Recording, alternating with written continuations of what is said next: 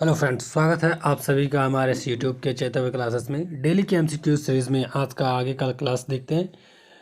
आज का जो क्लास है वो भारतीय इतिहास से संबंधित है, जिसमें ब्रिटिश शासन का भारतीय अर्थव्यवस्था पर क्या प्रभाव पड़ा। जब ब्रिटिश शासन थे हमारे भारत पे जो शासन कर रहे थे, तो इनके जो है भारत की अर्थव्यवस्था पर क्या प्रभाव इससे पड़ा। चलिए शुरुआत करते हैं। पहला नंबर क्वेश्चन देखते हैं। शब्द इम्पेरियल प्रेफरेंस का प्रयोग किया जाता था। इंपेरियल प्रेफरेंस का प्रयोग किस में किया जाता था?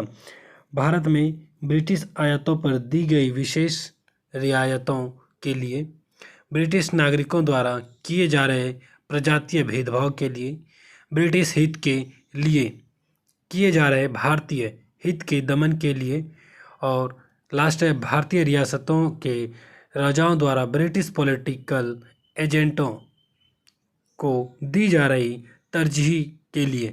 इसका जो आंसर होगा ए नंबर आंसर, भारत में ब्रिटिश आयातों पर दी गई विशेष रियायतों के लिए, पहला बिल्कुल सही है। ए नंबर आंसर बिल्कुल सही है। चलिए आगे देखते हैं। 3 नंबर क्वेश्चन। 3 नंबर क्वेश्चन कहता है कि ब्रिटिश शासन के दौरान भारत में उद्योगों का कोई स्वतंत्र विकास नहीं हुआ। इसका क्या कारण था?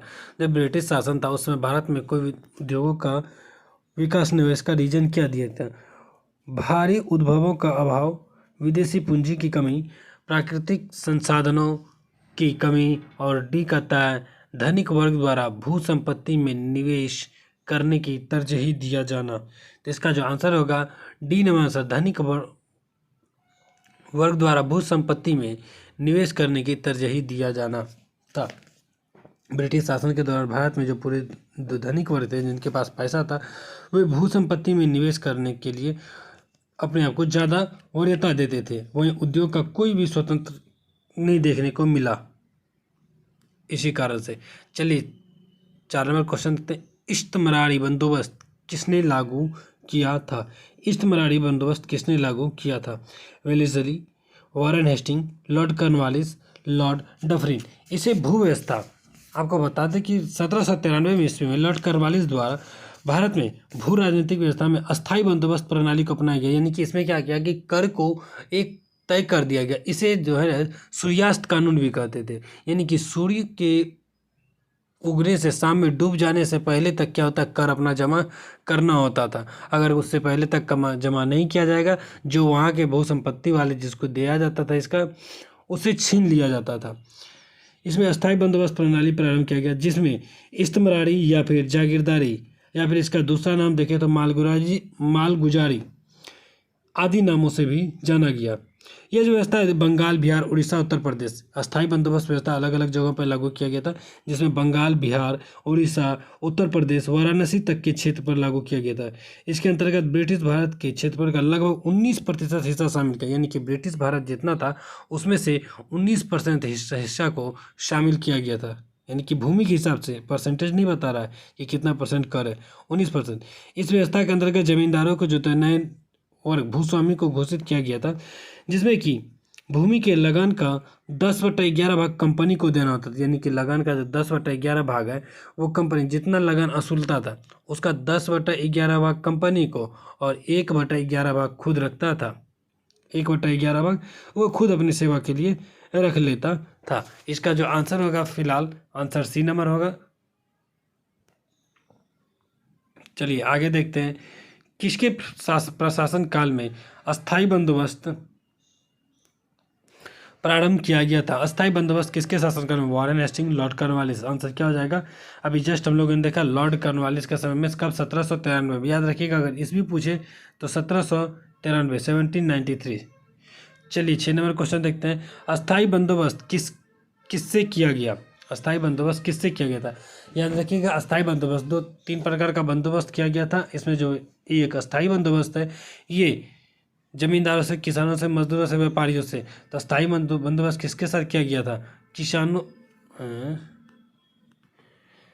जमींदारों के साथ। अस्थायी बंदोबस्त किसमें शामिल किया गया? जमींदारों, यानी कि कुछ रियासत जैसे होता था ना, वहाँ पे जमींदार को बना दिया जाता था। मेन जो हेड था जमींदार को बना दिया। अब जमींदार क्या करेगा? बाकी सभी किसानों से कर वसूलेगा और उसे जा करके अंग्रेज को देगा। वो यहाँ से सूर्यास्त नियम का कानून कि जो जमींदार जो होता है वो सूर्य डूबने से पहले जो है वो कर को चुका देगा, यानी कि लेकर के उसे पहुंचा दिया होना होता था, वरना इसकी जमींदारी छीन ली जाती थी। वही आगे देखते हैं, अस्थाई बंदोबस्त किसके साथ किया गया? फिर वही क्वेश्चन, जमींदारों के साथ, ग्रामीण समुदायों के साथ, मुकदमों के साथ एवं किसानों के साथ। इसका भी आंसर क्या होगा? जमींदारों के साथ किया गया था ना। 8 नंबर, किस गवर्नर जनरल ने भारत में अस्थाई भू राजस्व व्यवस्था को स्थापित किया था? भारत में अस्थाई भू राजस्व व्यवस्था को कौन से गवर्नर जनरल थे जिन्होंने स्थापित किया था? तो हम लोग जस्ट पढ़े 1793 1793 में।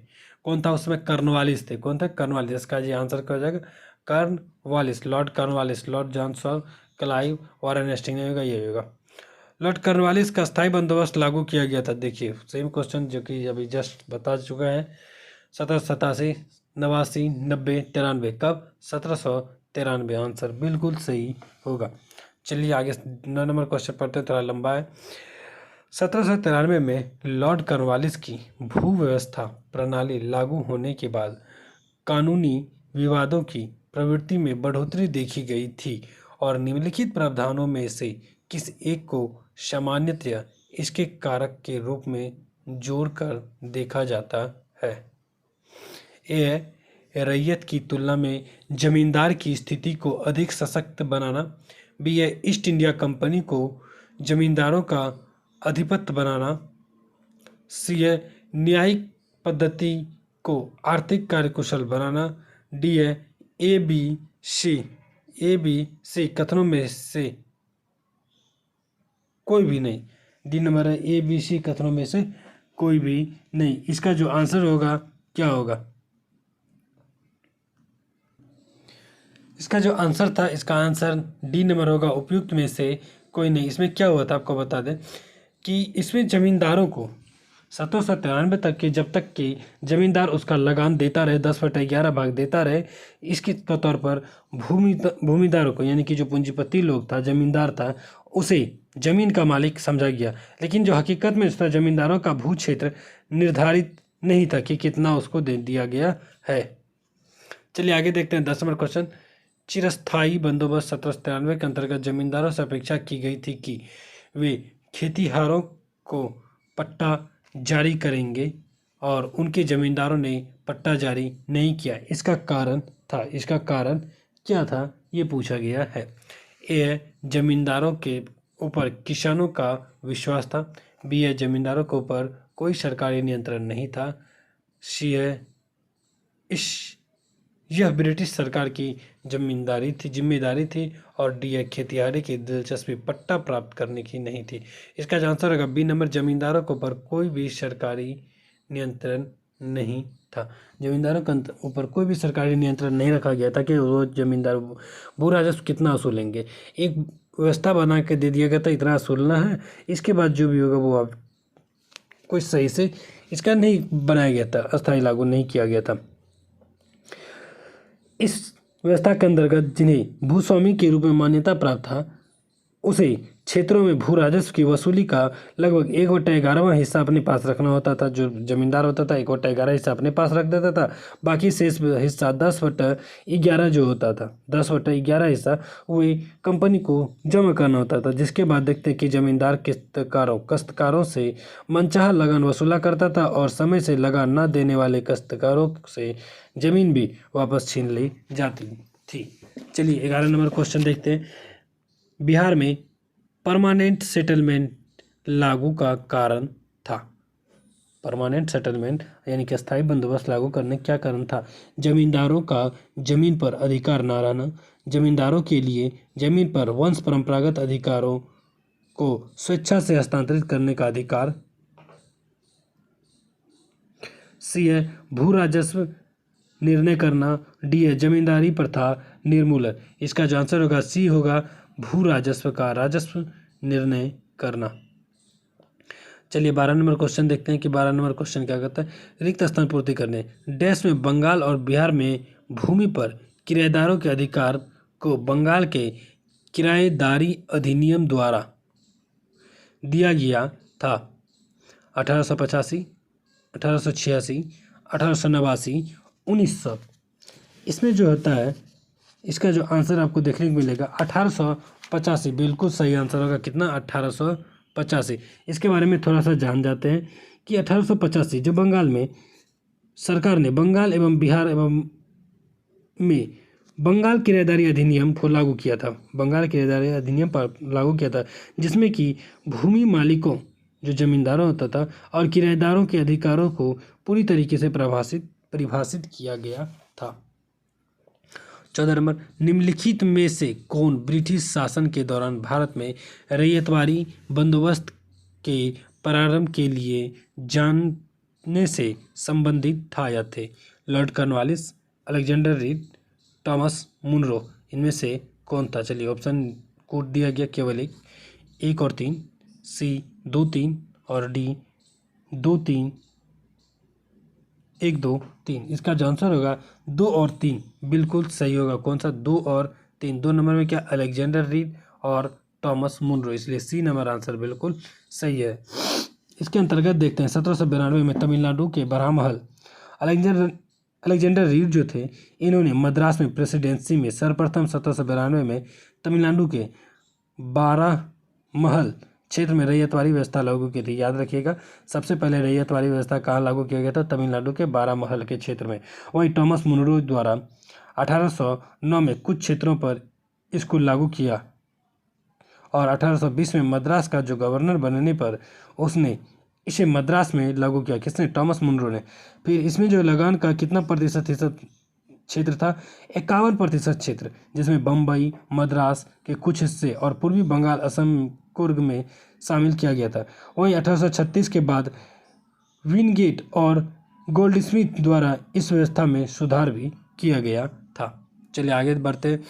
15 number question, sir Thomas Munro भू राजस्व बंदोबस्त से संबंधित है।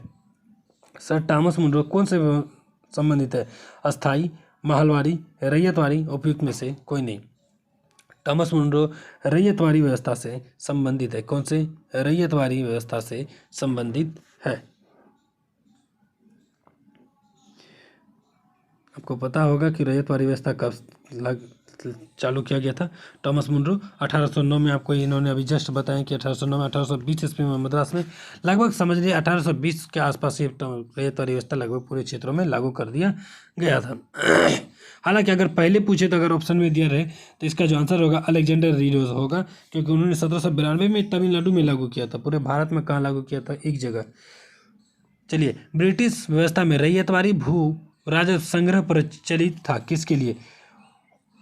उत्तरी भारत में, पूर्वी भारत में, पश्चिमी भारत में और दक्षिणी भारत में। इसका जो आंसर होगा सी और डी, दक्षिणी भारत और पश्चिमी भारत। सॉरी, ये पश्चिमी भारत और दक्षिणी भारत, ये दोनों जो आंसर है लास्ट में बिल्कुल सही आंसर होगा। 17 नंबर, मद्रास की रैयतवारी बंदोबस्त से कौन संबंधित रहा था? इसमें मद्रास में जो रैयतवारी बंदोबस्त कौन संबंधित था? Malcolm, Metcalfe, Munro, Elphinstone. Madras में 1809 कौन था? Munro, Thomas Munro. मद्रास में कौन था? Thomas Munro. याद रखिएगा 1809।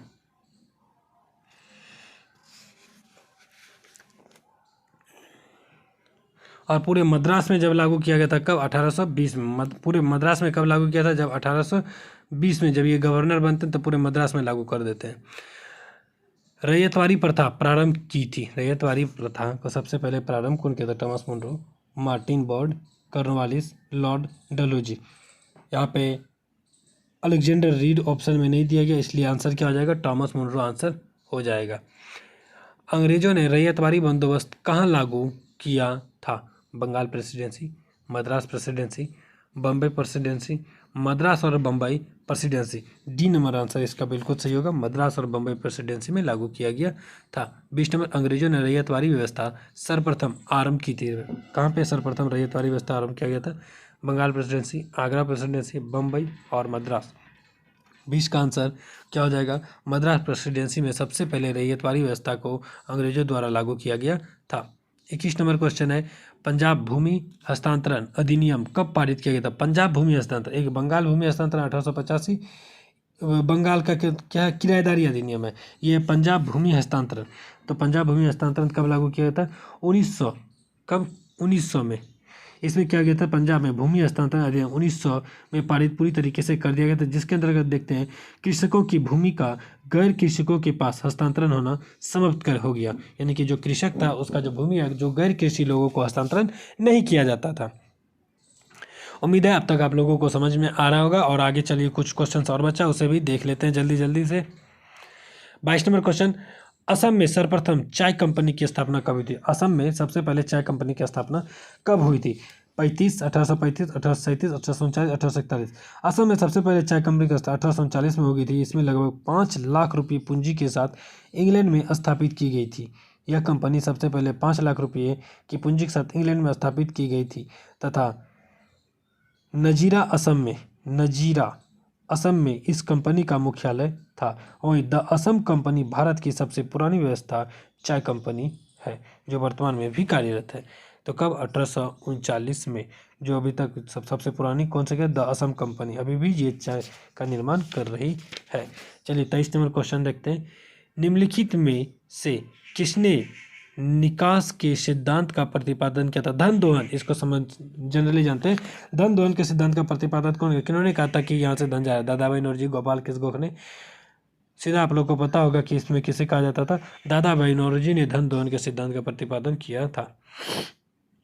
24 नंबर क्वेश्चन, अंग्रेजों के शासनकाल में भारत के आर्थिक दोहन के सिद्धांत को किसने प्रतिपादित किया? एम.एन. राय, राम मनोहर लोहिया, जयप्रकाश नारायण, दादा भाई Naoroji.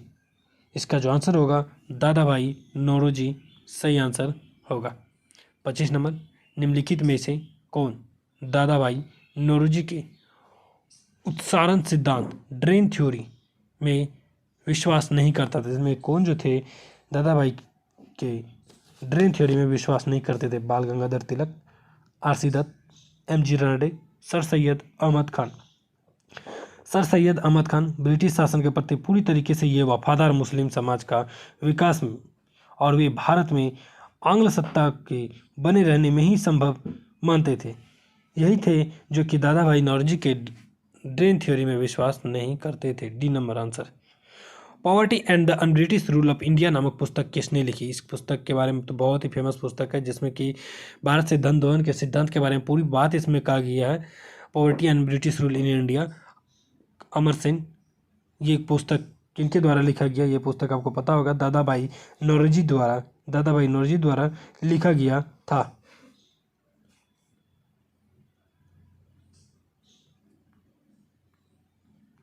27 number, British house of Commons में चुने जाने वाले दादा भाई नौरोजी प्रथम भारतीय थे जिन्होंने इस दल के टिकट पर चुनाव लड़ा था। देखिए, ब्रिटिश संसद में चुने जाने वाला पहला भारतीय थे ये। और किस दल के द्वारा ये टिकट पर चुनाव लड़ा था? उदारवादी दल, मजदूर दल, कंजर्वेटिव दल, साम्यवादी दल। सबसे पहले जी चुना गया था, चुनाव लड़ा उदारवादी दल की तरफ से। कब? उदारवादी दल की तरफ से। 28, ब्रिटिश शासन के समय अर्थव्यवस्था को खोखला करने यानी कि इकोनॉमिक ड्रेन के सिद्धांत के बारे में पुस्तक किसने लिखी थी? ये देखिए सिंपल क्वेश्चन है। लाला लाजपत राय, महात्मा गांधी, जवाहरलाल नेहरू और दादा भाई नौरोजी। ये जो पुस्तक कौन थे? इकोनॉमिक ड्रेन थ्योरी का जो सिद्धांत दिया था कौन? दादा भाई नौरोजी, सब जानता है। और आज का लास्ट क्वेश्चन 29 नंबर, किसने यह विचार दिया था कि भारत में ब्रिटिश आर्थिक नीति घिनौनी है? बीजे Tilak, Dadabhai Naoroji, Karl Marx, Adam Smith. ये जो सिद्धांत दिया था, कार्ल मार्क्स ने बताया था कि ब्रिटिश का जो ये नीति है बहुत ही ज़्यादा घिनौनी है। यह विचार पूरी तरीके से उन्होंने ही दिया था, क्योंकि अंग्रेजों के हस्तक्षेप से सूत काटने वाला तो जो एक लंका शहर में रहता था और तंतुवाय बंगाल और उसका आर्थिक आधार समाप्त होने के कारण लगभग लुप्त हो गया। ये पूरी बात जो है कार्ल मार्क्स द्वारा की गई। और उन्होंने ये भी कहा लाखों चरखों और हथकरघों ने असंख्य कातने वाले बुनकरों को जन्म दिया तथा वे समाज के केंद्र बिंदु बने रहे थे, किंतु अब इस देशों में विदेशी सूती कपड़े को मानव बढ़ा दी गई है। धन्यवाद फ्रेंड्स, अब तक हमारे साथ जुड़े रहने के लिए। उम्मीद है आज का क्लास आपको पसंद आया हो। चलिए मिलते हैं हम लोग अगले क्लास में नए MCQ सीरीज के साथ। धन्यवाद।